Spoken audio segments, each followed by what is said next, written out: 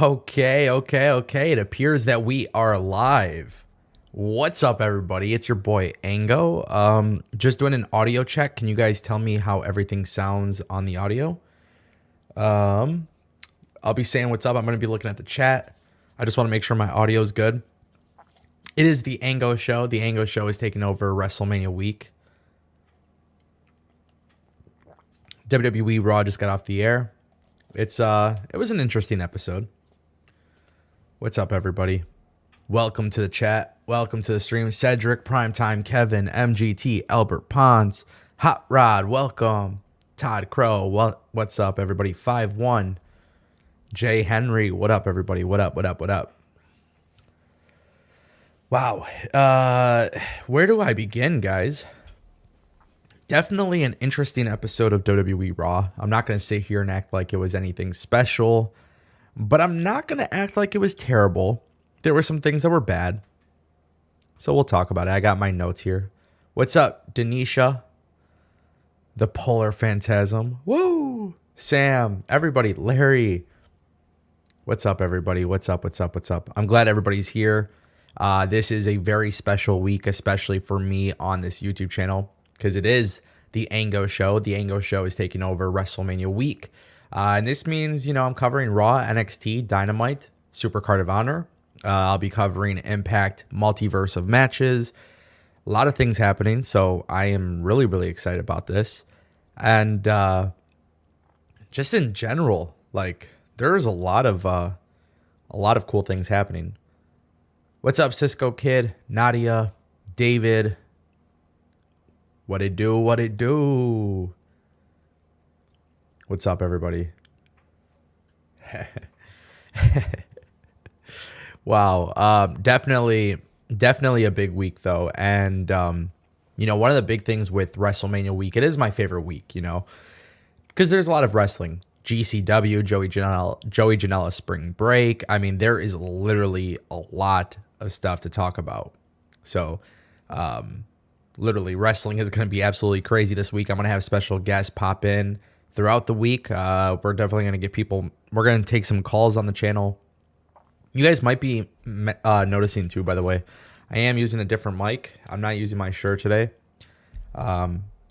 Really just trying something different. Just want to test something out because I will be traveling soon. So I just wanted to make sure my portable setup would work pretty well.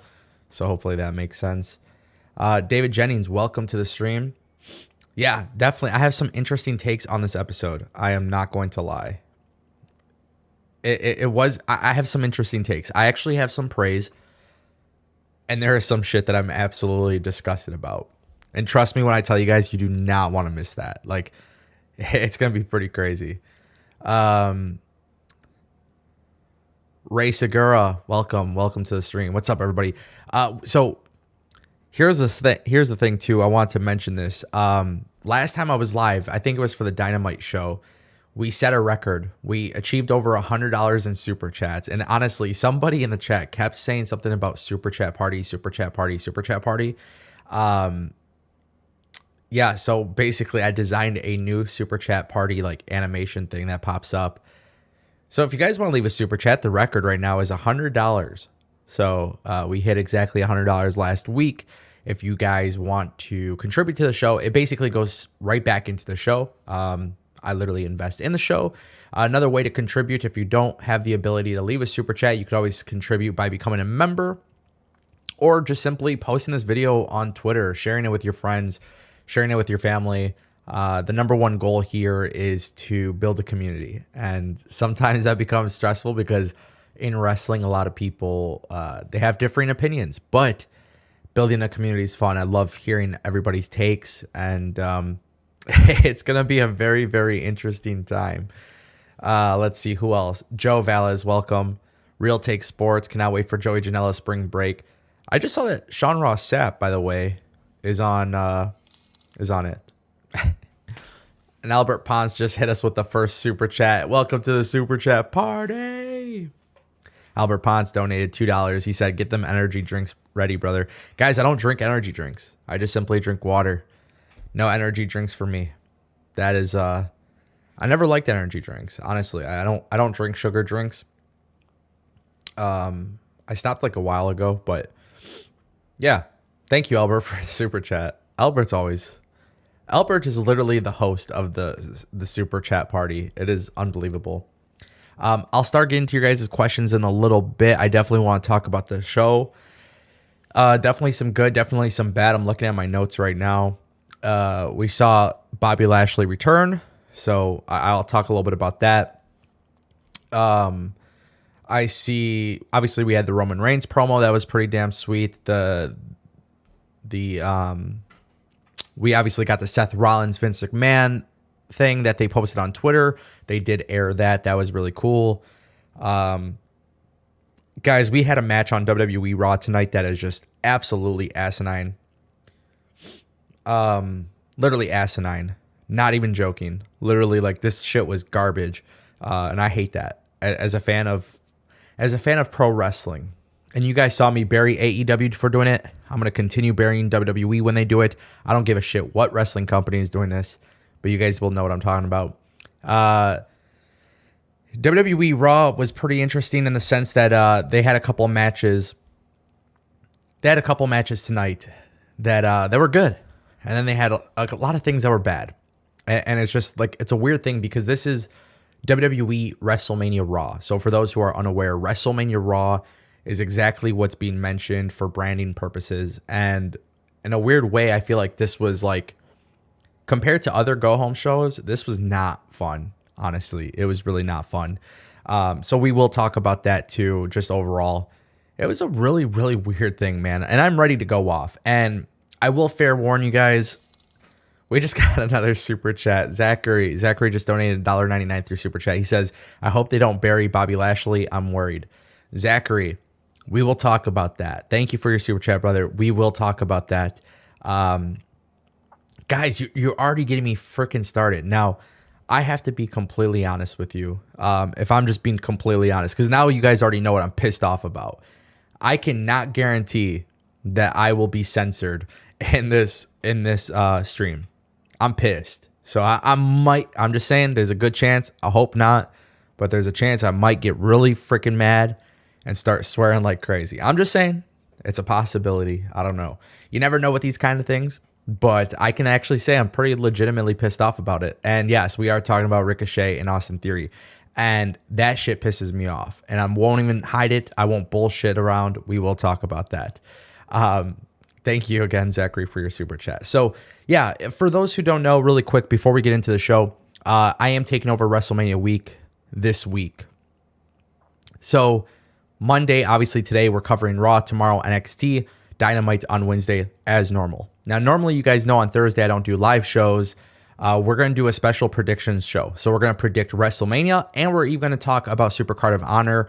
Supercard of Honor is not going to take too long to predict because it is a relatively small card.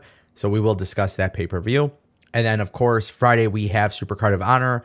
We have a whole bunch of wrestling. So for sure, we're going to talk about Supercard of Honor, and we are for sure going to talk about Impact. Keep in mind, there's a lot of wrestling happening on Friday night, so we will talk about it all. SmackDown, Rampage, Supercard of Honor, Impact. That's probably going to be a late stream. And then Saturday, we have the WrestleMania Night 1, and we have WrestleMania Night 2 on Sunday. We might even sneak in an NXT Stand and Deliver show, just depending on time, because it's a very, very crazy thing that's happening. But it's a big week. And for those who are here, before we actually start talking about Raw, one thing I just want to let you know is going into next year, 2023, I do have plans to take the Ango show to Los Angeles. And I will explain a little bit more on that as time comes. Jay Henry just donated $4.99 to the Super Chat party. Thank you, Jay Henry. You're the man. You're the man. You're the man. No comments from Jay Henry, so we just got a nice little $4.99. So for those who don't understand how the Super Chat party works, this is just like some light work, right? Like, we're gonna make this like a real freaking thing, because I want you guys to know that if you're gonna contribute to my channel and my growth, I want to take care of you guys. So I'm working on some stuff. This animation is just a little fun part of it, but keep that in mind. Now, with that being said, guys, and thank you again, Jay. Appreciate that, brother. So we are going to go to full cam, and we're going to talk about WrestleMania 38. But before we talk about WrestleMania 38, we got to talk about how we're getting there, because I'm not giving you guys my predictions today. We're not going to give you predictions today, but what we will do is talk about how this Raw before Mania was an absolutely terrible idea. Everything that WWE did tonight didn't really, it didn't feel like it was part of the WrestleMania family, right? So when you're branding WWE WrestleMania Raw, you would think that this is a larger than life type of show. And unfortunately, WWE did not deliver that. When you don't deliver that, that becomes a freaking problem, okay? So I'm not saying they had anything bad here. I'm just saying they didn't have anything great that really stood out. There's a couple things I liked, and then obviously some things I didn't like. We just got 2 super chats. Albert Ponce just dropped a $5 super chat. I worry for the long-term booking of Cody 6 to 12 months from now. Wonderful point. So we will talk about that. We could actually start off with that. We just got another super chat from Christopher Brown for $1. He didn't say anything at all. Thank you guys for the super chats. I greatly do appreciate it. So let's address that, right? Let's kind of jump into the Seth Rollins and Cody thing, right? We're all here. It's finally happening. This is the worst kept secret in WWE. It is obvious. It is apparent that WWE is going for the major pop for Cody Rhodes. And when his theme song hits, people will absolutely go crazy. Now, Albert says, I worry for the long-term booking of Cody 6 to 12 months from now. And honestly, it just depends on how Cody Rhodes is positioned. Now, I actually do have the same fear. And the reason for this actually has a lot to do with what we are seeing in WWE's mid-card, okay? So if you look at WWE right now in 2022, it is very clear that there are certain wrestlers that have a very high position on the card, right? So Kevin Owens, Seth Rollins, Bobby Lashley, Drew McIntyre, Roman Reigns, Brock Lesnar. These are some of the names that are brought up as the top guys. Because they are top guys, it is important to understand that everybody else has a role that doesn't really matter. Thank you, Daniel Len, for the $1 super chat, by the way. Thank you. So when I talk about these people not having a certain role, and this is just my point of view, right?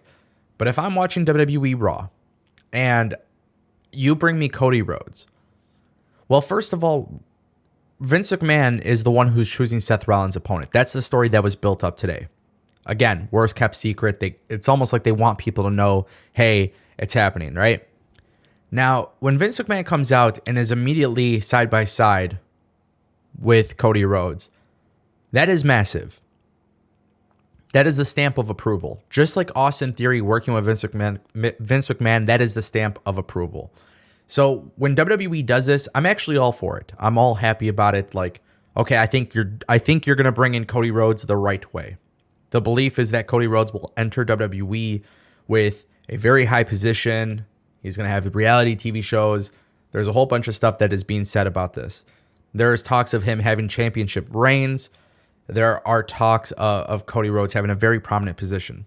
Now, in this super chat, when we're talking with Albert, who says, hey, I worry for the long-term booking, I do get worried here because, and this is not a knock towards McIntyre, but McIntyre was holding it down throughout the entire pandemic. And then what happened to Drew McIntyre?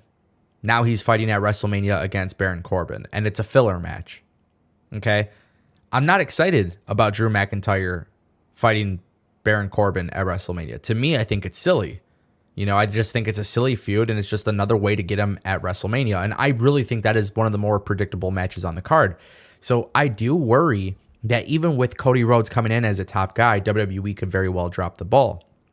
Now, with that being said, I think Vince McMahon would absolutely be the dumbest human being in WWE if he and his coworkers, or whatever you want to call them, his stooges, I don't know, these guys that work with Vince, his yes man, I think any of these people, if they tell him specifically, anything opposite of what he should do, I just feel like it's a recipe for disaster. I genuinely believe that. Really quick, Xavier Jefferson just dropped a $1.99 super chat. Welcome to the super chat party, Xavier. Thank you for that. I look at it from a different perspective with WWE and the way Vince McMahon associates himself with somebody, and Vince associating with Cody Rhodes is very interesting to me. Now, I made a video that's on the Ango Show Clips channel, and it's talking about how WWE should book Cody. if I'm WWE, I have Cody go over Seth Rollins, acknowledge it on Monday Night Raw, and immediately have Cody Rhodes win the U.S. Championship belt on Monday Night Raw. That's what I would do. If I'm WWE, I do that immediately. I have WWE give Cody Rhodes this U.S. Championship belt. And the reason for this is because I saw what WWE had done with Ricochet and Austin Theory. These mid-card championship belts in WWE absolutely don't mean a damn thing. Okay? And right now with Roman Reigns holding the belt and we don't know what the hell is going to happen, WWE has to simultaneously, as they're building up Roman Reigns, they have to do the same thing with Cody.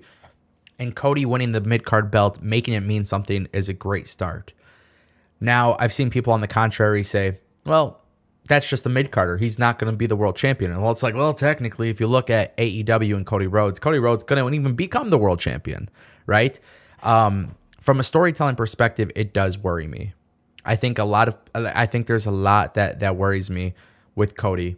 But at the same time, too, I think if Vince McMahon properly books Cody Rhodes, I think we're in a situation where Cody Rhodes literally gets more people from AEW and WWE. I genuinely believe that. And I think there's a lot of AEW people who could honestly switch to WWE. If you don't believe me, just let it play out. We just got another super chat. Welcome to the super chat part. Zachary with a $4.99 super chat. What is going on, brother, man? He says, I agree. If they don't book Cody right, AEW stars will get turned off from joining WWE. Cody will be the standard of how those in AEW guys will be booked. Yeah, 100%. Cody is the golden standard here. And Cody's in a situation, too, where, keep in mind, him coming out with Vince McMahon choosing him, that's a big deal. And if you're an AEW wrestler, you're looking, the next 6 to 12 months, you're looking at how Cody Rhodes is booked. Now, people can complain about WWE and their build for WrestleMania. And trust me, I'm reading it on Twitter. I honestly don't even give a shit about what Twitter says anymore. I don't give a shit about what wrestling fans are saying on Twitter because I think people at this stage of the game are just posting shit for engagement. And that's cool. Like, I know your life is like, you know, your life might be like dictated by these likes and retweets on Twitter. But for me, I think there's a situation here where people are just tweeting for nonsense. When you really look at WWE and how they built the storyline, if it wasn't for Seth Rollins, nobody would give a shit about Cody Rhodes being a mystery person at WrestleMania. Because of Seth Rollins pulling this off with his great character development, this makes a lot of sense for WWE. So I think this is a situation where like WWE will honestly do very well with Cody in the first 6 to 12 months. My concern is really just after the fact. Because at some point, the honeymoon phase will happen. You know, it's going to end. We just got another super chat. West831, welcome to the super chat party. For $4.99, he says, I hope if Cody wins a mid-card title, he can do an open challenge and eventually get a big world title shot at SummerSlam. Keep up the great work, Ango. West, I said the same thing. I said one of the things in my videos, I was like, Cody Rhodes doing an open challenge literally every week would be massive. Especially when you look at when John Cena was doing open challenges a couple years ago. It just felt so important. And that's what WWE needs right now. WWE's mid-card needs that. They need that. And I would put Cody Rhodes with everybody and have him win some matches. You don't have to do this bullshit where Cody Rhodes is like getting DQ'd or somebody's getting DQ'd. You don't have to protect him. Just have this guy win every freaking match. Have him be like, you want to present him the same way as he was in AEW, but I think Vince McMahon almost needs to go like Roman Reigns level with Cody, right? For the first year, you need to make it a big deal. You need to make it such a big deal. And by the way, if you're making him a big deal, your mid-card belt has been saved. 100% your mid-card belt has been saved. Because the U.S. Championship is on Finn Balor. And what the hell do they really got going on with Finn Balor? Now, by the way, just a side note, there is a belief that Finn Balor will defend his belt at WrestleMania against Damian Priest. And they're going to use SmackDown to build that up. We will see how that transpires. But that is something to mention because Finn Balor is going to be in the Andre the Giant Battle Royal. The belief is that Damian Priest, my guess is that Damian Priest is going to set it up there. So I think what's going to end up happening is Damian Priest will eliminate Finn Balor, something about pointing to the sign, whatever happens, and then WWE will make it official. Whether it's the kickoff show or not, I don't know. It doesn't really matter if it's on the kickoff show because the kickoff show to me feels part of WrestleMania. You're in front of 80,000 fans. Just make sure you have the title being defended. But yeah, I agree. And thank you so much, Wes, for your $4.99 super chat. I actually really do appreciate that. Thank you. Yeah, so let's move on. I feel like ranting. Should I rant? I want to hear the chat. Should I rant? Should I go on a rant? Because we all know there's something that happened today on Raw that just pissed me off, and I want to talk about it. I just need to read the chat. Let's see what the chat says.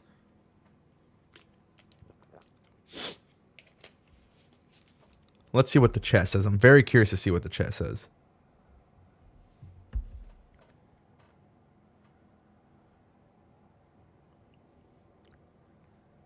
I just want to make sure if I'm about to rant, you guys are willing to accept it. Because this is where things could get a little crazy.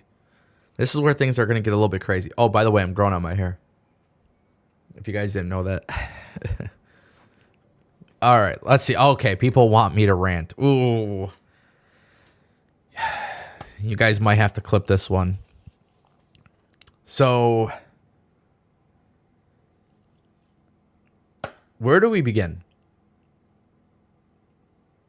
One of the biggest things I criticize about WWE and AEW and just wrestling in general, it's like the one thing that's like, for sure, unless there's some sort of logic or some sort of build up, like something that really makes it make sense, like unless there is nothing happening here, that like, if there's no benefits that come from it, there should never, ever be a circumstance where the champion is getting pinned clean, let alone in a damn squash match. Now, I'm curious. I see people in the chat. Let's take a look at the chat. Alexander, perfect example. Alexander says in the chat, rant about a fake product. Really, bro?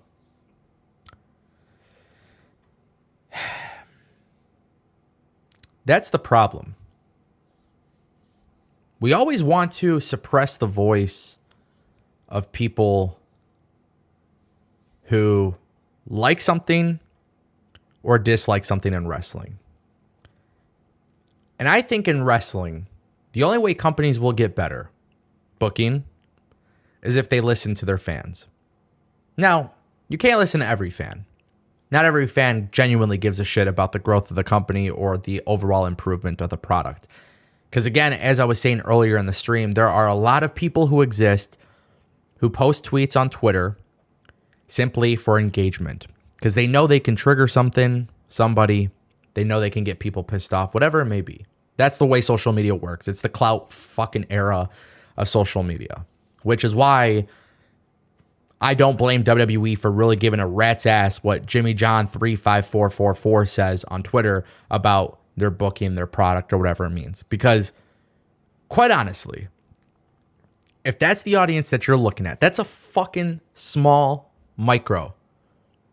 Your overall audience does not really fucking give a shit about this person on Twitter who's got 3 followers who is tweeting to get a couple fucking likes, okay?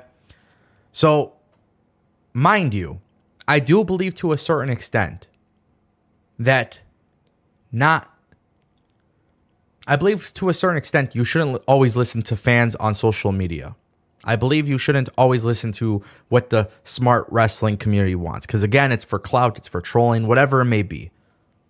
But when I was watching Raw today, and I saw Austin Theory pin Ricochet in fucking 3 minutes, I couldn't understand the logic here. In no circumstance should there ever be a reason why your newly crowned Intercontinental Champion appears on another show, which, by the way, he didn't even need to be on Raw.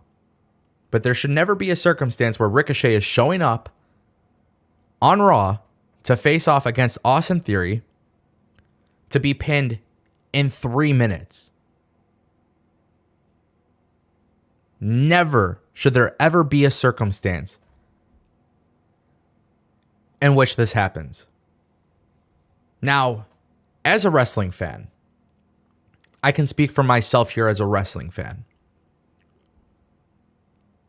I cannot understand anybody who is willing to say that that is acceptable. There is not something that Vince McMahon can literally say to me that makes sense as to why he would have Ricochet win the Intercontinental Championship and have him lose to a Raw superstar in a match that literally makes no fucking sense. There's nothing that Vince McMahon can literally say to me that would be like, oh, damn, you're right, Vince. Now, granted, Vince McMahon is a billionaire. My name is Ango. I got 36,000 subscribers on YouTube. Sure, he doesn't have to explain himself to me. That's fine.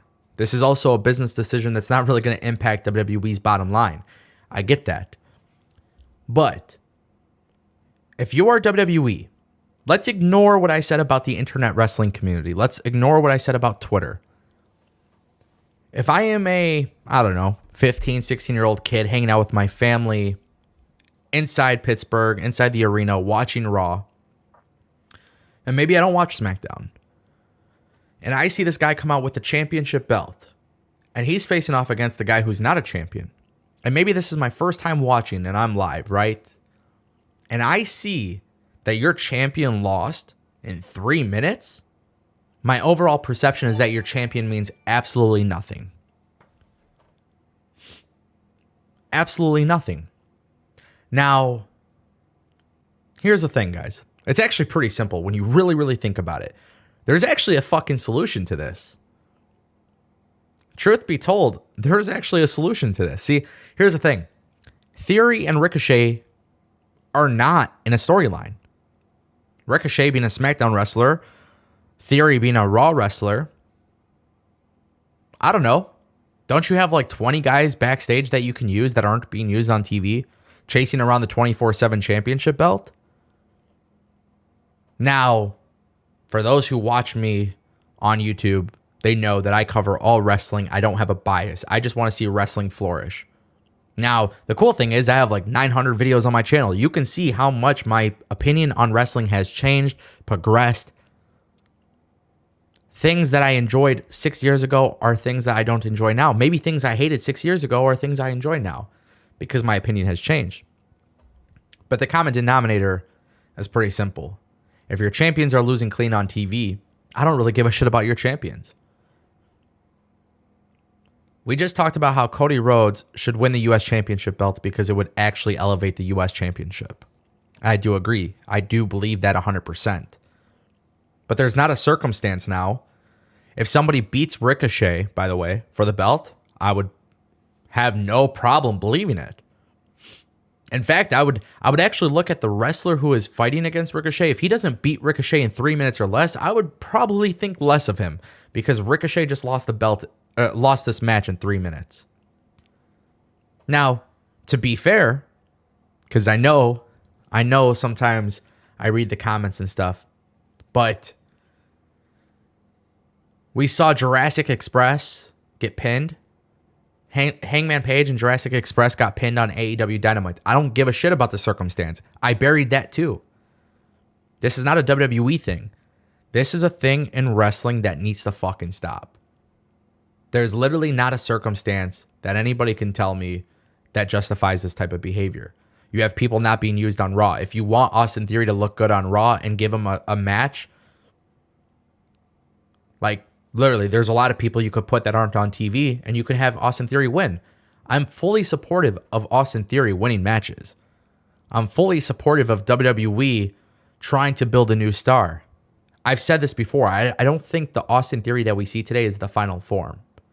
Just like John Cena when he was Doctor of Thugonomics, it obviously evolved into something bigger. That's where I see Austin Theory. I'm not upset that WWE wants to push Austin Theory. It was very clear from the minute that Evolve and WWE came together, Austin Theory was going to be a big part of WWE's future. That is totally fine. I knew it was very clear when Austin Theory humiliated the shit out of Jeff Hardy. But if I want to be honest, I can't sit here and act like I accept this. I can't. I can't sit here and say that this could be justified. Again, there is not a business decision that could be made here. It's a filler match. It was done to make Austin Theory look good. And It's another way of WWE telling us that their mid-card championship belts don't matter. It doesn't make sense to me. Albert just dropped another $5 super chat. He says, Cedric, T-Bar, Veer, Shelton, Elias, and so many others sitting in catering, among others doing nothing. It's true. It is absolutely true. You guys got to remember that in this day and age with wrestling, not just WWE, we know it's a scripted show. We know things are planned. We know all of this. These championship belts really don't have value in that sense. But how you present these championship belts and what you do on television reflects everything. There's a reflection here. And I think this is why the TNT Championship belt, when I saw Sammy Guevara wrestle meaningless matches, I would say, all that value that they gave to the TNT Championship is going out the window, because Sammy Guevara is just wrestling people like in open challenges, and it's just whatever. This is not rocket science. If you want your championship belts to mean something, you literally put somebody in a situation where they defend the belt and win.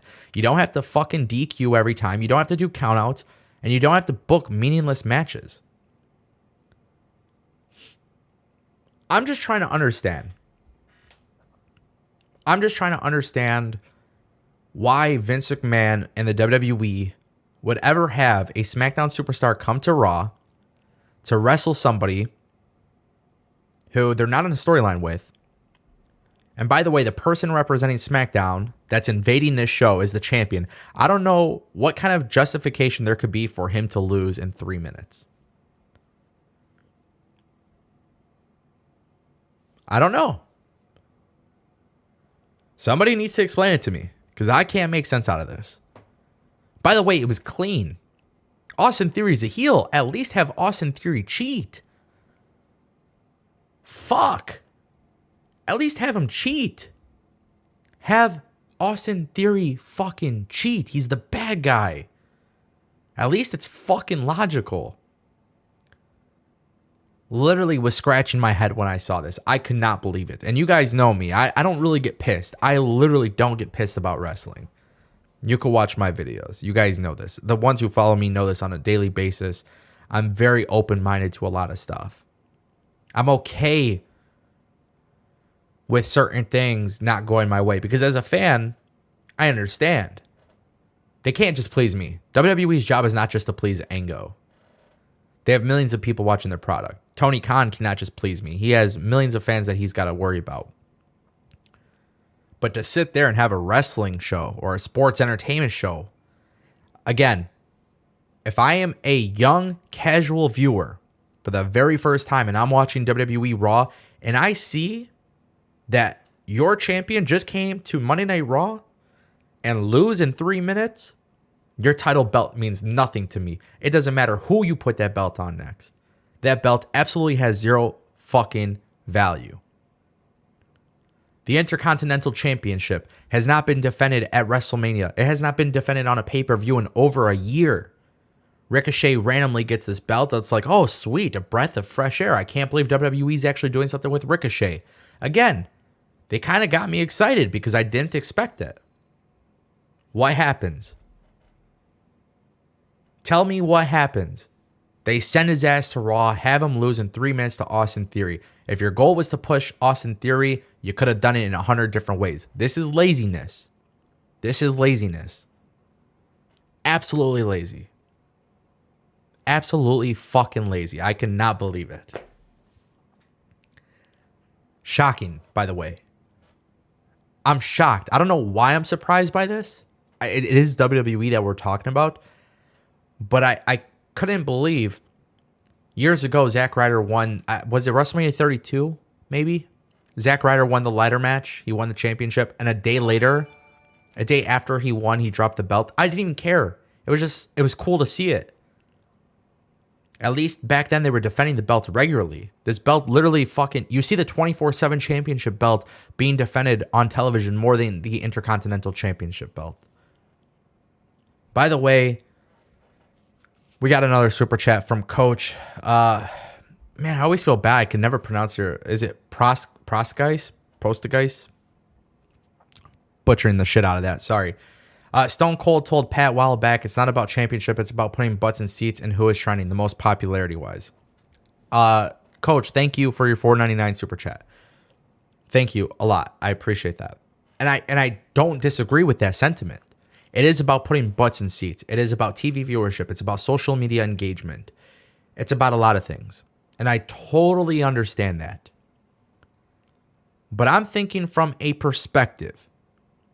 And trust me, this is why I fucking was so pissed at AEW for having their champions lose clean on television.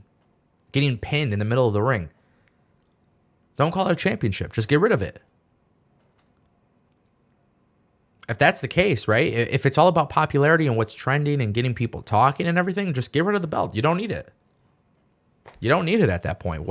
I mean, at the end of the day, the idea of a mid-card belt to me is actually kind of silly.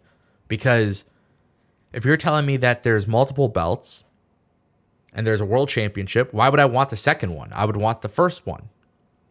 If I'm in a fucking marathon race, why would I want to be third or fourth place? I want to be the best. I want to be number one.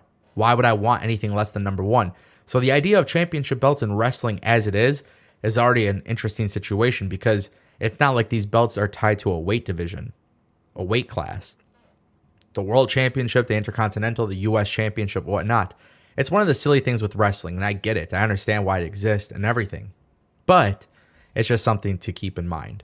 It was just very silly booking, in my opinion. And the reason why I make that point is because WWE could have booked it entirely different. Really, that's what it comes down to. We got another super chat from West. WWE knows their audience through the crowd. Came alive for Lashley and Omas, but still, I want the mid-card titles treated with respect and featured at WrestleMania. Thank you for the $4.99 super chat. And thank you again, Coach, for your $4.99 super chat. I really do appreciate it, guys. So let's answer this, right? Let's talk about it.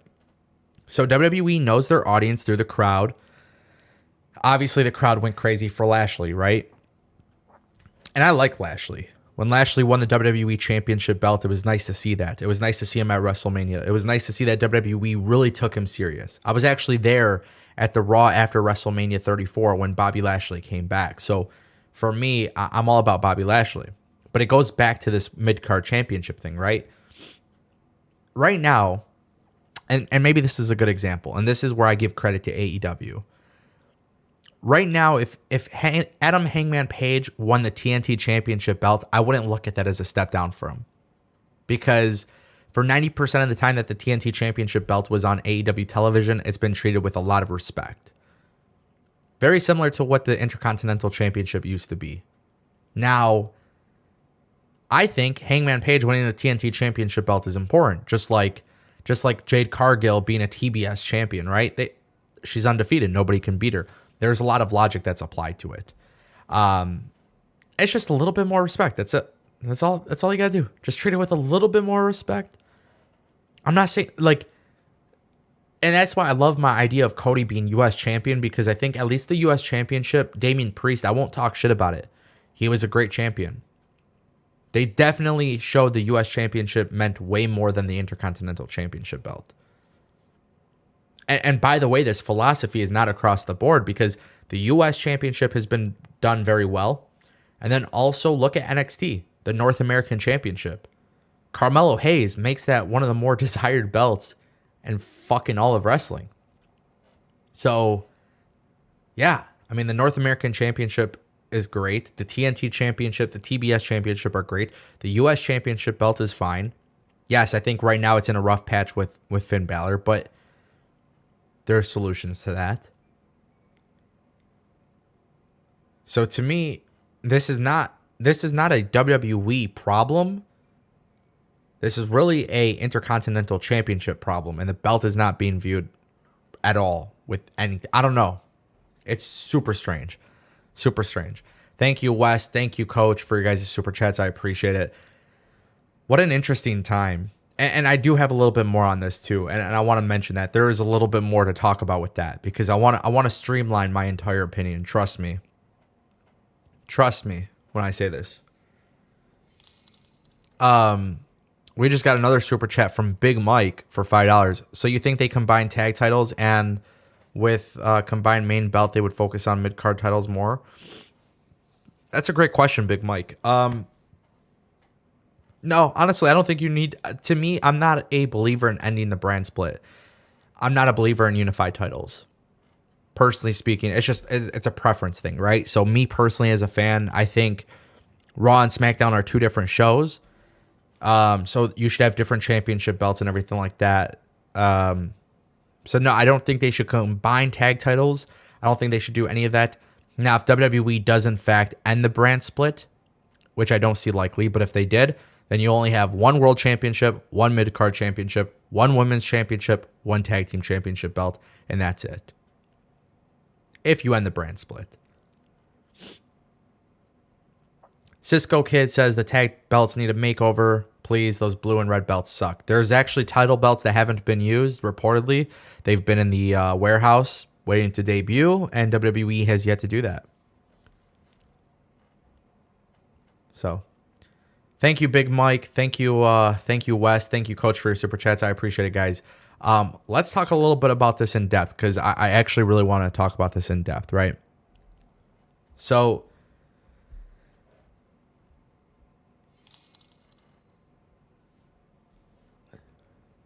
wow, let's see. What just happened? Coach sent another $4.99 super chat. I hate what happened to Ricochet. Theory is the next Vince guy, and they went about this the wrong way. Braun Breaker is the next Vince guy as well. So let's actually talk about this. So Coach just left a $4.99 super chat. This is wonderful. He says, I hate what happened to Ricochet. Theory is the next Vince guy, and they went about this the wrong way. Braun Breaker is the next Vince guy as well. Thank you, Coach, for your super chat. I want to address this, right? So this is a situation. Did we just get another super chat? Okay, so we just got another super chat. Holy shit, Coach. Wow. $4.99. That is insane. All right, so technically $10 in two different super chats. Can we both agree that whoever beats Roman will become a megastar? Yes, of course. Yeah, whoever beats Roman is a megastar. The problem is, do you have Brock Lesnar beat Roman Reigns when you don't need to, or do you have Braun Breaker do it, right? Because you're 100% right. I mean,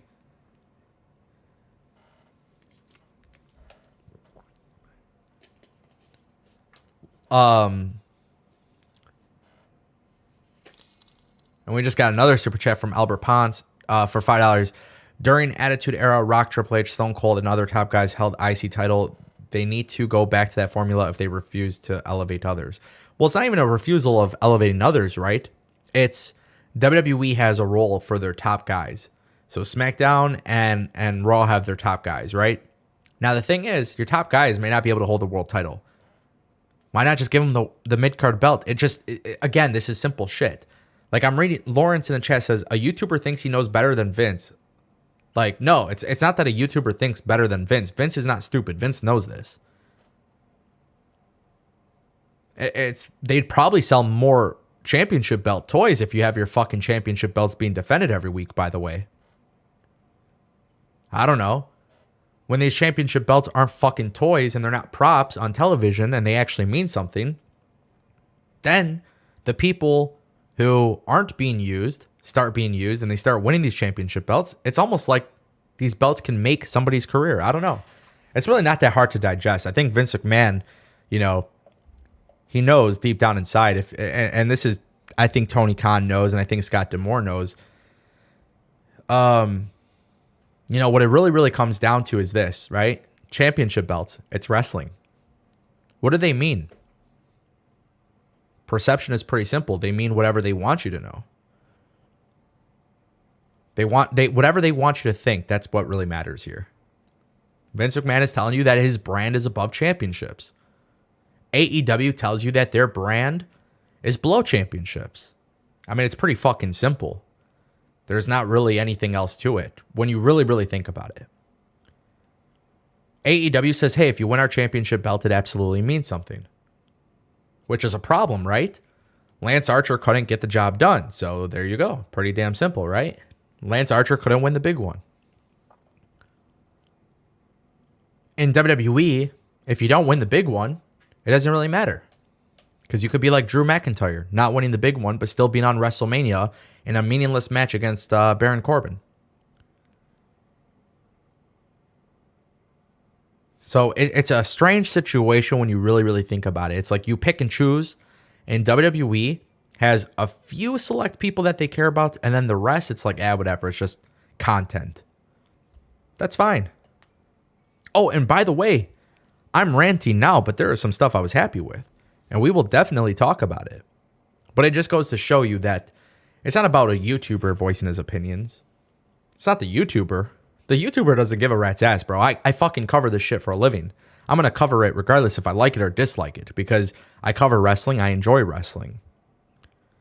In fact, I said that I pretty much enjoyed this episode. Even though it wasn't the best episode, I enjoyed certain things. So, no, Vince McMahon should never listen to a YouTuber. What Vince McMahon should look at is the metrics. And he should look at the money that he's making from his product, which, by the way, he's making $1 billion, and that's great. Again, Ricochet losing is not going to cost Vince McMahon money. But there's something called a trickle-down effect. And the more that you make these piss-poor decisions, again, your casual viewer starts taking notice of it.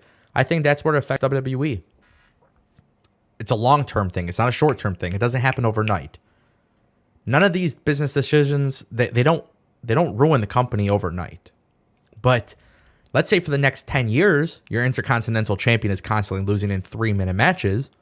Your young casual audience that is showing up or watching, they probably don't give a shit about that championship belt. So then when you try to make it a big deal eventually, people are like, it doesn't fucking matter. Right? I mean, I really can't see how somebody can argue about this being good. Again, I'm open to having that discussion. I really am open to having that discussion. Let me see if I can get somebody in here. I want to bring in I want to have a conversation. Let's see. By the way, we did get a super chat. I did not ignore that. Sorry.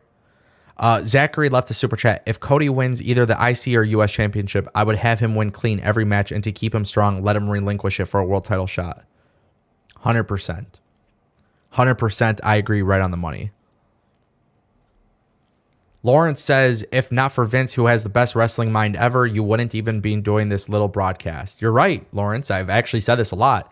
You know, it's funny because you're listening to 2 minutes of, well, I have over fucking 1,000 hours worth of content on this channel. You can hear that I'm actually a pretty big WWE fan. So let's actually explain this. Vince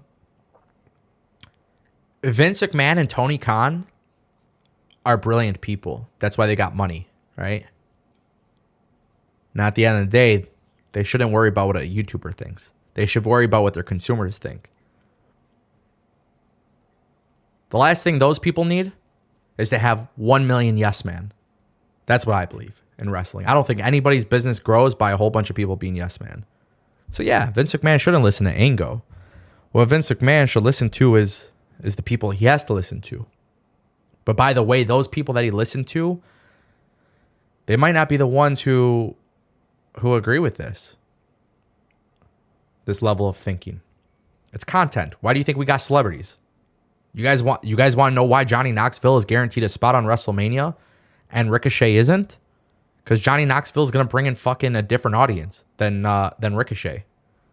You think WWE gives a shit about the hardcore wrestling fans? They absolutely do not, and they shouldn't. They're too emotional. They're too emotional. They won't watch the fucking product, and yet they'll voice their opinion.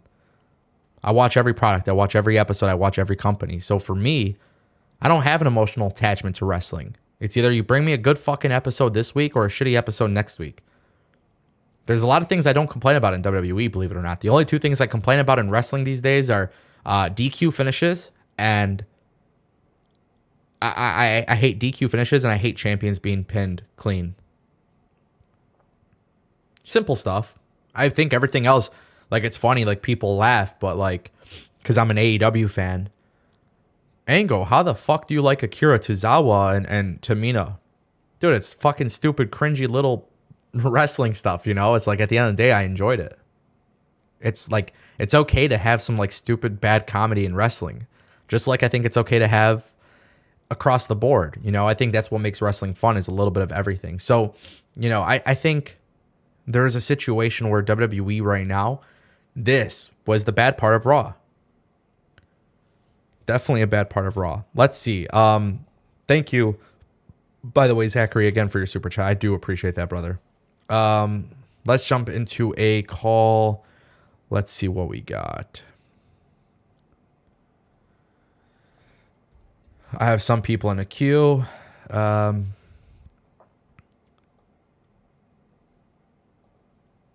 hopefully this works.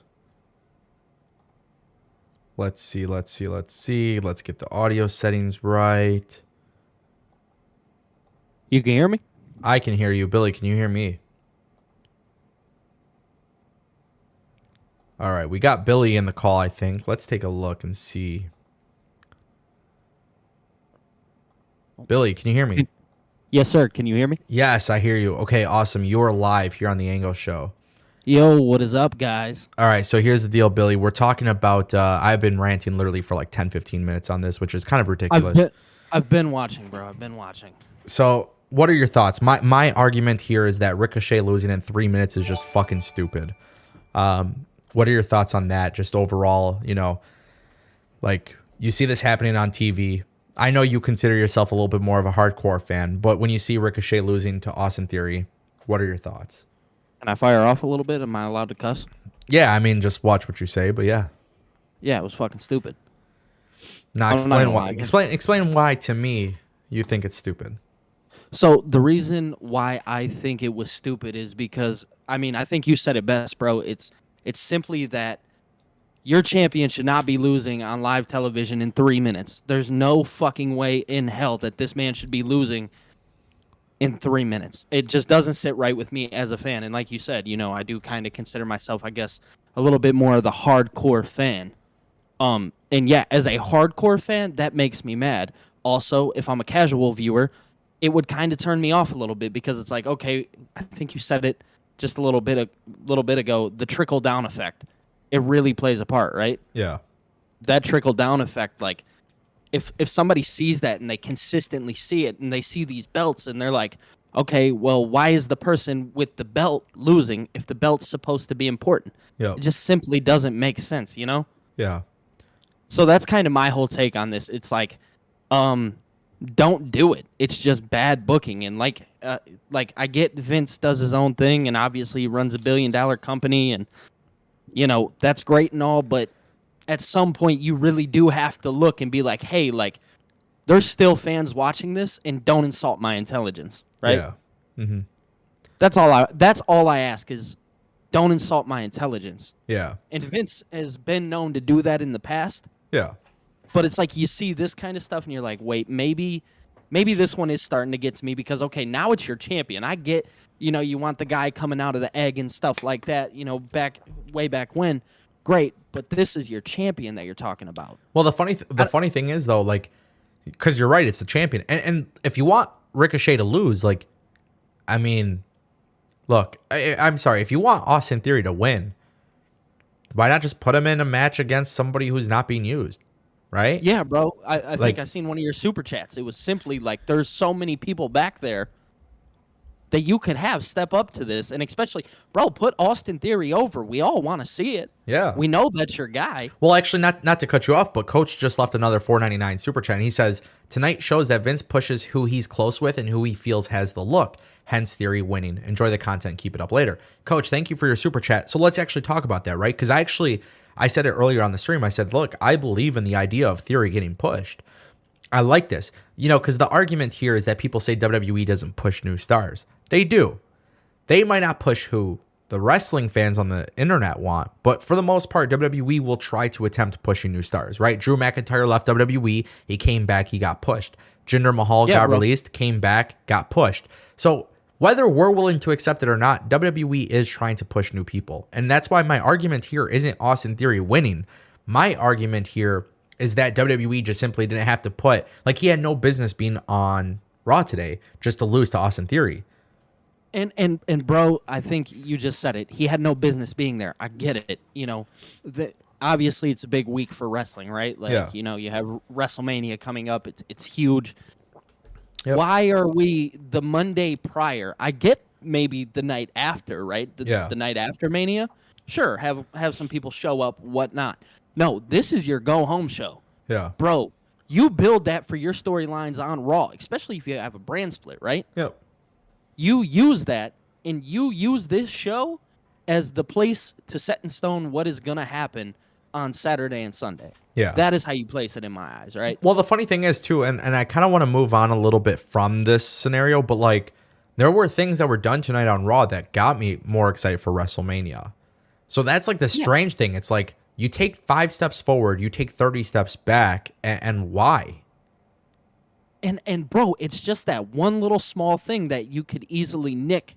You know what I'm saying? With the Austin Theory Ricochet thing, it's so easy to like point at that and be like, "Oh, that was bad," and then, "Oh, well, now the rest of the show's bad," right? Yeah. But that wasn't the case here, because even I'll say, "Yeah, dude, there were countless things that got me hyped up for WrestleMania on this show." Yeah. So let's talk about it, right? So one of the things I want to talk about tonight was Omas. I know a lot of the wrestling fans are probably going to bury the shit out of this, and that's normal. But Omas basically has a 2-on-1 handicap match. Now, again, I don't really feel like you need to bring Viking Raiders into this, but the idea here is to bring 2 big guys against the bigger guy. Omas clearly goes over. Now, I will tell you, there was rumors of Lashley versus Omas. Nothing was actually confirmed until tonight. So we get Bobby Lashley, who comes out to a massive babyface pop. Can I say something real fast? Go ahead. Bro, Bobby Lashley coming back so soon, amazing. Just wanted to point that out. Of course. And I think that's obviously why he got this massive babyface pop. Now, one of the things here to credit WWE is how they've handled Bobby Lashley since returning. Everything that Bobby Lashley does feels like a big deal. And there's no pun intended here, but this is a very big matchup. And for Bobby Lashley to go face-to-face with Omas, I don't know what this match is going to look like. And I'm not going to sit here and act like Omas is this incredible wrestler who is going to wow everybody in the ring, because that would be fucking lying to people. But at the same time, too, what I've started to notice here is that Omas is, again, somebody that Vince McMahon probably sees as a marketing tool, right? He's got the look, he's got this big man thing, and WWE has this thing with giants, right? It's like, you know, you have Braun Strowman and Roman Reigns, and obviously the idea was to make Roman Reigns look better. So, like, Vince McMahon knows what he's doing in terms of being in business. I actually love the idea of Omas versus Lashley, and the reason why is because I literally don't know who the hell's going to win this match. This is probably the most unpredictable match on the card. I agree, bro. You'd like to say Bobby Lashley because obviously, you know, he comes out with the big baby face pop and stuff like that. So, yeah, in my heart, I'd like to say Bobby Lashley, but I think you just said it best, bro. It's very unpredictable.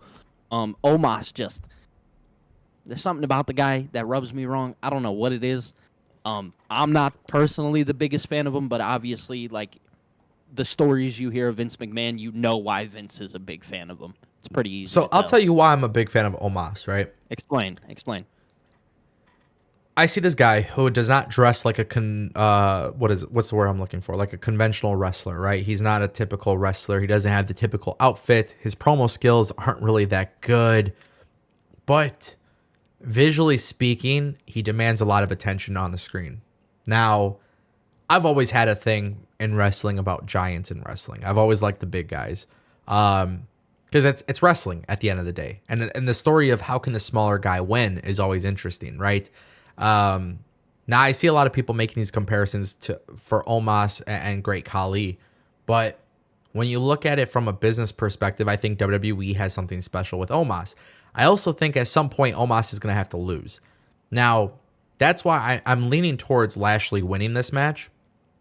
And then obviously having Lashley in a big storyline afterwards. But it's gotten to a point when I watch WWE, especially tonight, and I see that Omas literally buries the Viking Raiders. It goes back to what I've said about WWE, and WWE has a formula.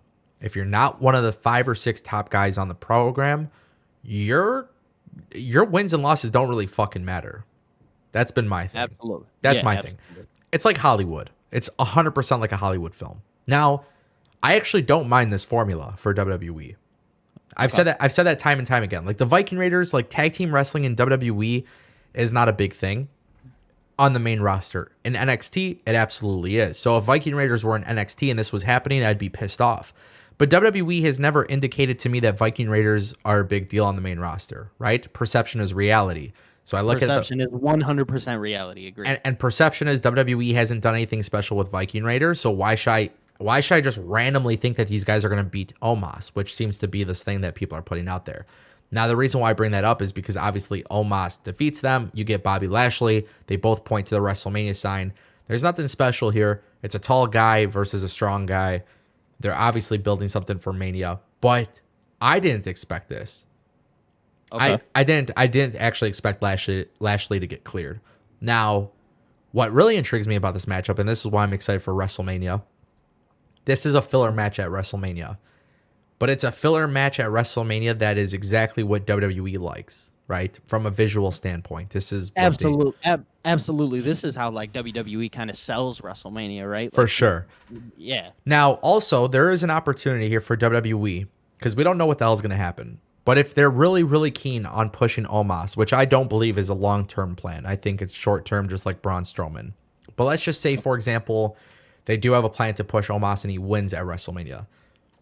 I believe if you take off your expectations from wrestling, you tend to be a little bit more happy with stuff, right? So for me, I've had no expectations for wrestling lately. I turn off all expectations. But when I see Ricochet lose to Austin Theory, I just start scratching my head. So when I see Omos getting this match at WrestleMania, I'm thinking, well, what if Omos actually knows how to wrestle? And he's just been showcasing this because that's what Vince McMahon is asking him. What if he actually gives us a 10 to 15 minute match? Obviously wishful thinking, but what if he gives us a 10 to 15 minute match with Lashley where he just straight up like does some crazy ass shit in the ring? Like does that change people's opinions? Would that change your opinion on him? Because you don't know what it is. You can't identify your issue with Omos. You know what I mean? Right. Can I cut you off for a minute? Mm-hmm.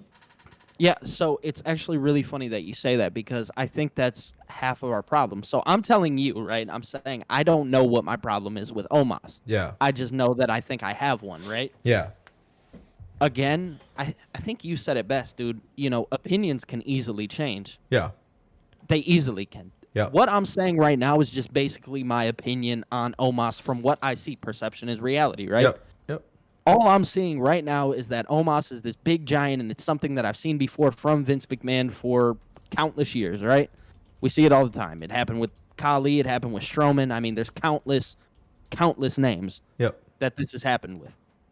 Now, if Omos were to go on to WrestleMania and put on like this 15-minute banger with Bobby Lashley, and don't let me use the word banger. That was my fault. Don't let me use the word banger. But I think just a quality WWE match, right? Yep. Because WWE with their angles and stuff like that, they can make a match actually look really good.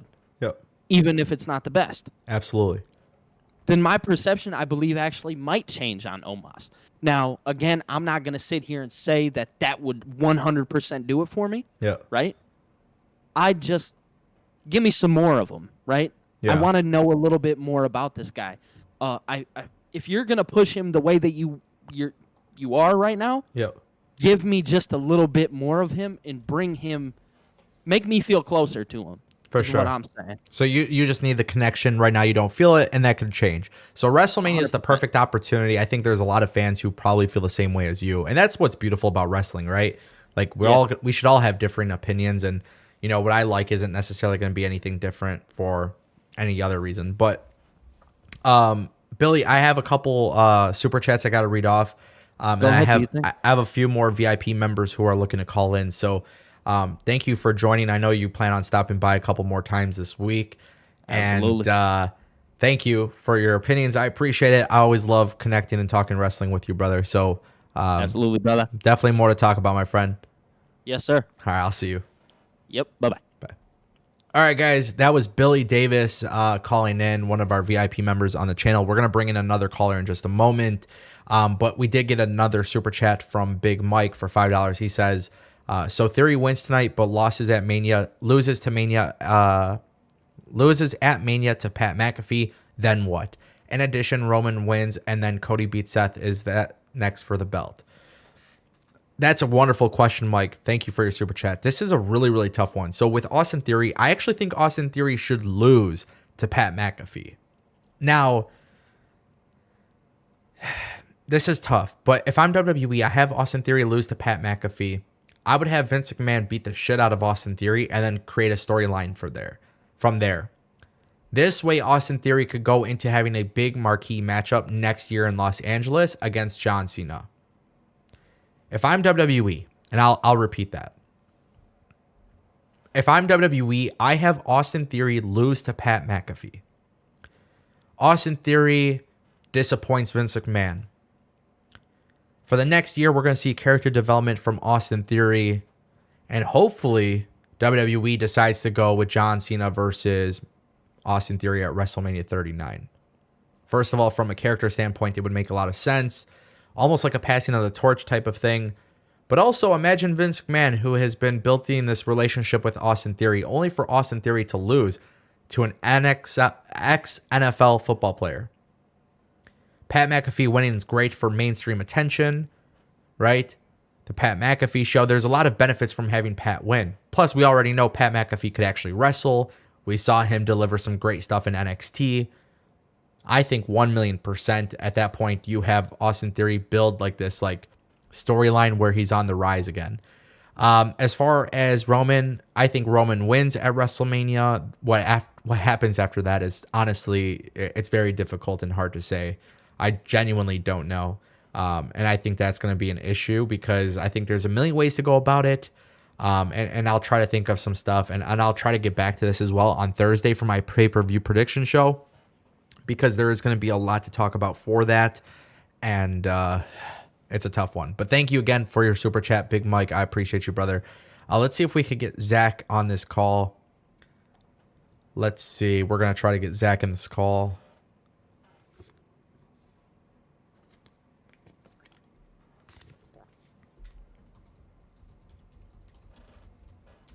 Hopefully everybody's having a wonderful night. Zach, are you in here? I'm on. Ah, beautiful. What's up, brother? All right, do you hear me? Yes, sir. I hear you. Can you hear me? Yep. Awesome, brother. Awesome, Zach. So I want to actually ask you a question because we're moving on. We're talking a little bit about Lashley, Omas, Austin Theory. I want to get your opinions on something because one of the things I really did enjoy about WWE Raw tonight, and I feel like I've been kind of shitting on the product a lot today, but there was some good stuff, right? Yes, sir. You can hear me. I I was listening to, or listening. I was watching the, what is it? The Becky Lynch and the Bianca Belair segment. And I'll be honest, before this match, I didn't really have any excitement for this match. To me, it was just like, okay, you're revisiting a match from SummerSlam. Hopefully, Bianca Belair wins. Tonight, we see Bianca cut off the hair of Becky Lynch, which almost certainly tells me that for some reason, Bianca Belair is probably losing at WrestleMania. I don't know just yet. But what are your thoughts on this segment? What is your excitement level with what they're doing with Bianca Belair and, of course, Becky Lynch? What are you expecting here? Positives, negatives. I'm very curious to hear your thoughts on this. So, I have to say, WWE generally has been known to have terrible long-term storytelling. Yep. So we can already applaud WWE here because this is a story dating back to SummerSlam when she lost the champion in basically 30 seconds. So it brings you right back to that point where now you're getting that long-term story and that anger built up, her ripping a bunch of hair from Becky Lynch. Yeah. I just don't know how comfortable I am. Maybe Bianca does lose at WrestleMania, then reclaims it again at SummerSlam. This can easily go to SummerSlam. And then she gets what's rightfully hers, but a loss at WrestleMania definitely does hurt Bianca Belair, in my opinion. I agree with that. I actually do agree with that a lot. And, when you bring in the element of hair, which I thought was very interesting because I did not expect that with WWE, but when you bring in that element of cutting hair, part of me is thinking, okay, are we going to get a hair versus hair match? Now, I can't imagine Bianca cutting her hair because it's become part of her shtick, you know. But with Becky, you know, Becky could cut her hair a little bit shorter. It's no big deal. She doesn't have to go bald. I don't know. Like, I don't know what WWE does here, you know. Now, I do agree with you when you mention the long-term storytelling. WWE does have a bad track record.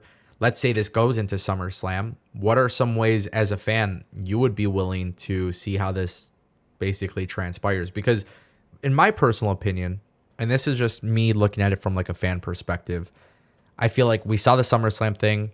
I feel like this storyline particularly needs to come to an end immediately. And there are some rumors of Trish Stratus versus Becky Lynch being something in the works for SummerSlam. Now, I don't want to talk too much about that because it's just a rumor, but I do factor that into my decision making here. So if Trish Stratus does come back, does she even need to be fighting Becky Lynch for a championship? Or can you have Bianca Belair start defending her belt against, I don't know, Rhea Ripley, Liv Morgan, Carmella? Like, what would you do in that situation?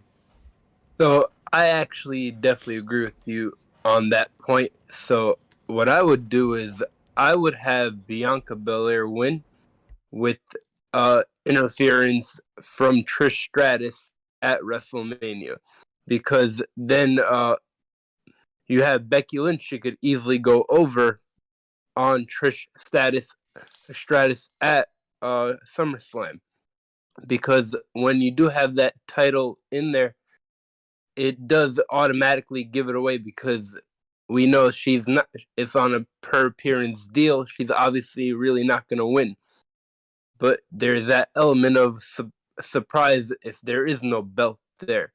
That's why That's why if you're gonna piggyback it to like WrestleMania 39, like for Roman versus The Rock, I would not have Roman have that championship belt, because it's an easy giveaway that Roman's gonna win over The Rock anytime if he has that belt. You're right on the money, brother.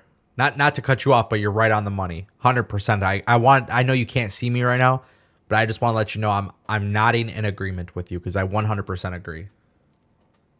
Yeah, so that's why I would have Bianca win, but I think Friday could set up a gimmick match where it's like hair versus hair. Okay. And then winner has to cut their hair. Bianca obviously wins the match at WrestleMania due to interference, and then Trish Stratus beats the living shit out of Becky Lynch, sets up a match for SummerSlam, which will also go to Backlash if they do the upcoming premium live event, quote unquote. You're right on the money. I agree. I agree. I want to read a super chat because I love this idea. This is something that we kind of talked about last week too, but Albert Ponce just left a $2 super chat, and he says Bianca and Street Profits both lose and turn heel. One of the things I actually really enjoyed tonight about Raw too was this constant development of RK Bro, Street Profits. The tag team division on Raw has actually been a lot more of an improvement, and I love this idea of Street Profits and Bianca turning heel. The only thing I hate about it is the idea that Bianca will lose at WrestleMania. So now what I pose to you is, after hearing that super chat, what if you have Bianca cheat to win at WrestleMania by turning heel?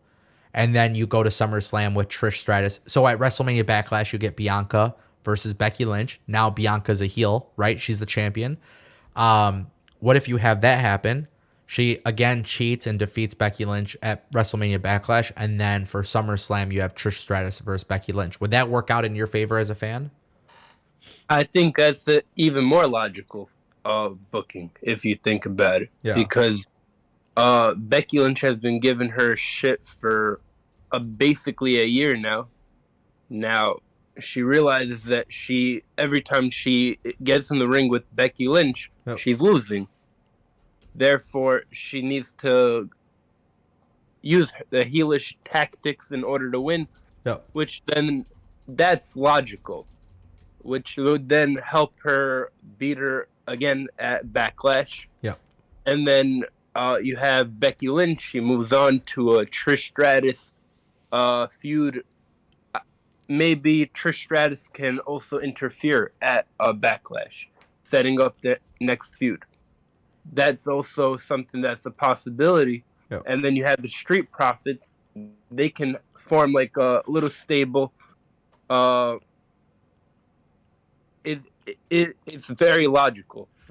As a fan, it doesn't insult your intelligence. They are legitimately family, just like the Bloodline. Yep. I would not be against it, honestly. Yeah. What about you? Yeah, no, I agree. I mean, I think what's really interesting here is like, we've kind of gotten to a point with like WWE, and it sucks, but it's like WWE just has like a few people that you could count on when it comes to booking, right? So like Bobby Lashley, Bianca, Becky, Roman, Seth Rollins, Kevin Owens. Like right now, like you can see these names and they're going to be booked very well. And I love the fantasy booking that we just did. I love the super chat that Albert sent in. It makes a lot of sense. There's a lot of things that WWE can do. I wish that they applied this level of thinking to other people on their roster, because if they did that, I think overall the product, especially lately, I feel like I've been pretty happy with WWE, but I feel like overall it would be a way better product, Zach, I appreciate you taking your time to call in. I do have a couple other people trying to get on the call. But I just want to say thank you. It's always fun chatting, and got to have you on here more often, brother. It was a pleasure, man. Thank you, brother. Thank you. Appreciate you. All right, we'll talk soon. Thank you. All right, guys, that was Zach, another VIP member calling in. One thing I really want to mention on today's show, too, that was really important. So Roman Reigns had a great promo. I don't think I really need to say much about that. Akira Tozawa, R-Truth, Tamina Snuka, Dana Brooke, Reggie, the 24/7 championship. Believe it or not, I'm actually a fan of it. So that was really cool. It wasn't a freaking terrible episode. The women's 8-women tag match was pretty awesome too. Like it was a nice finish. There wasn't a DQ. It's just WWE's level of booking has become somewhat of a concern, and it goes back to the Austin Theory Ricochet thing. When I see Ricochet losing on Raw to Austin Theory, there's just nothing that justifies it. There is something about that just doesn't feel good. And if I'm a casual viewer, I don't like it. If I'm a hardcore viewer, I don't like it. And it just goes to show you that like the way WWE treats some of these top superstars in comparison to their mid-card champions, it's just a very, very strange thing. It's a very strange thing. I just don't really understand it, quite honestly. Yeah, really odd. Really, really odd, honestly. But, there's a couple things I liked. Like I mentioned, the Becky and Bianca thing is something I'm really looking forward to. And what it really comes down to, too, is like, with WrestleMania coming up, I'm actually really excited about Seth Rollins and Cody Rhodes. Like WWE is doing a fantastic job with that. They've done a fantastic job building up Kevin Owens and Stone Cold. They've done a phenomenal job with Roman Reigns and Brock Lesnar. Now I'm even excited about Omas versus Lashley. It's just a big powerhouse match. Things I don't care about. I don't give a shit about Corbin and McIntyre. Logan Paul, Miz, that whole thing. I don't know how I feel about that. It's again, I'm trying to lower my expectations, but there are things that are good. There's things that are bad. But the number one thing I care most about is Seth Rollins, and I'm excited about it. If anybody has any more super chats that they want to send in, go ahead and send them in now before we conclude today's show. So many of you have contributed, so thank you so much. The super chat party is absolutely fun. What a day. What a day for WWE Raw. Some good, some bad. Austin Theory beating Ricochet, though, it's just unexcusable. And I feel like it's just kind of gotten to a point in WWE television that, like, how can they treat everybody else so much better than Ricochet? He's a champion and he's losing, It sucks. I feel like there's a lot of good that WWE has been doing lately, but every time they take a couple steps forward, they're taking way more steps back. And just seeing the Intercontinental Championship belt not being utilized properly, not being booked properly, not seeing the champion being booked properly. If WWE wants to put it over Austin Theory, they have a ton of guys that they're not using. You could use enhancement talent. You can do whatever. There's nothing meaningful of Austin Theory beating a champion that doesn't even belong to his brand. There's literally no logic that anybody can use. There is none. There is no logic that's applied to it. There's not one person who could justify it. I'm sorry. It's inexcusable. And, I find it to be a very odd situation because I love everything that WWE has done with Lashley. Look at what they're doing with New Day and the Usos. They can wrestle a million times. I'll be happy with it. Look at Street Profits. Look at Riddle and RK Bro. Like, they have some good stuff that is happening, but for some reason, WWE just, I don't know. It's a very, very strange situation. I wish I can explain it, but I really can't. And it's disappointing that sometimes WWE does that. It's simple shit. And that's why, you guys hear me rant about it today, but just understand, I was ranting 100% when AEW had Jurassic Express lose and Hangman Page lose on TV. It's inexcusable. 100% inexcusable. 100%. Big Mike just dropped another 5. Bringing in Cody, do you think that will help Vince bring in MJF and others from AEW? Or what do you think? And what if it's not Cody? Who else could it be? No, it's Cody. I mean, at this point, I would be shocked if it's absolutely not Cody. But it looks like it's Cody. It appears it's going to be Cody. And, the biggest thing here, man, that people got to understand too is, like, you bring in Cody and you're successful with Cody, I think it changes WWE. Vince McMahon, he can talk about competition and whether he sees AEW as a legitimate threat. But if I'm a fan of pro wrestling, if you want to see WWE get better, you bring in people from the competition, We just got another super chat from Zachary. Oh, man. Even from a financial perspective, if the IC champion and US champion are losing on TV, I don't care for that belt and won't buy that merchandise. And that's what it really comes down to. That's why I'm saying there's literally no justification for it. Again, there's literally no justification for it. Damian Priest was holding that belt for a long time. He was holding the US championship belt. And he was actually defending the belt. And he did a good job with it. So when Finn Balor won, it was like, oh, cool. Like, it meant something, right? It was like a big deal. When you see Nakamura not defend the belt for a year, then, it's like the Intercontinental Championship is totally different. I can't even get mad about the US Championship because it appears that WWE is looking at putting the US Championship on the line at WrestleMania. That's what it appears like. It's something that they're, I guess, setting up Friday. But the Intercontinental Championship, bro, The Miz was holding that belt and was defending it all the time. Whether he was cheating, whatever it may be, he was winning the belt. You saw the belt prominently featured. You look today in 2022, it's almost non-existent. And I get it. Ricochet is not a typical WWE superstar in terms of branding and imagery and presentation. But I feel like Ricochet deserves better. And that's what it comes down to. I just think it's better. He needs to be carried better. WWE needs to present him better. Zachary, thank you for your super chat. Big Mike, thank you for your super chat. I appreciate you guys.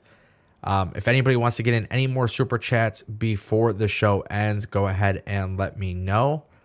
To give you an idea of what we're working with schedule-wise, we have... I'll get into that in a second. Byron says, are you excited for AJ Styles versus Edge? You guys have no idea how excited I am about that match. There's a reason why I didn't talk about it tonight, and that's because I want to wait until what they do Friday, because it appears that WWE has some plans for that. Today, we just kind of saw some video stuff. Friday, there's a couple plans that might be happening, so I'll discuss that as it happens. But yes, get in your guys' last-minute super chats if you guys have any. I am taking over the Ango show this entire week for WrestleMania. So today we had the Raw show, tomorrow NXT, Wednesday Dynamite, Thursday we're doing a special pay-per-view predictions show. I hope you guys all get in this live stream because we're also going to talk about Supercard of Honor. It's not just WrestleMania. It's not just Stand and Deliver. There's a lot of stuff we're going to be talking. that show might be a little bit longer because obviously there's a lot of matches happening over the weekend. Friday, we're talking about Supercard of Honor, Impact Wrestling, Hall of Fame, everything you can imagine that night. There's so much wrestling happening. Saturday and Sunday, we have Stand and Deliver and WrestleMania. Despite the fact that I was pretty unhappy with some of the things happening tonight on Raw, I actually did enjoy the episode for the most part. It wasn't perfect, but there was some stuff I did enjoy about it. So just keep that in mind. If there's no more super chats coming in, that's totally cool. Totally cool. Totally cool. I just want to make sure. I always feel bad that I don't read them off if I miss them. So the super chat party thing is kind of cool though, huh? It like pops up and then, you know, there's some work that needs to be done. We're going to try to make the Ango show a lot better presentation, but it takes a little bit of time. We'll continue to try to evolve the show. By the way, guys, if you're not familiar, we do have streammusic.gg. You guys can check it out. I would greatly appreciate it. And yeah, streammusic.gg is a great way, by the way, to use music. If you're a streamer, content creator, you don't have to worry about copyright strikes or anything like that. So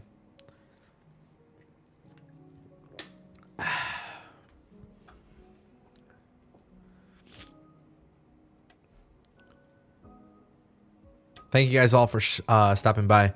Appreciate it. Appreciate it. Appreciate it. Appreciate it. Everybody that sent in a super chat, thank you. You guys are the best. Everybody just chatting in here. It was always fun.